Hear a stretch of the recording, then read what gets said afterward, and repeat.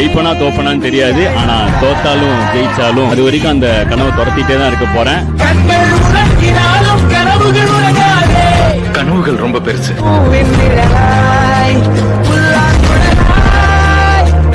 வெளியீடு துளிர் வீடு பலியட வாழும் நமக்கு கதைகள் இருக்கு, நாளை நமக்கு விடியும் விழித்துக்கோ.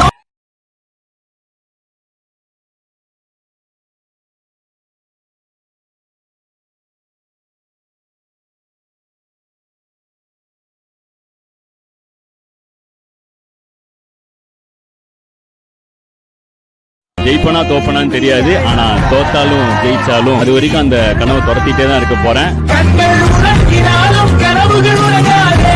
கனவுகள் ரொம்ப பெருசு.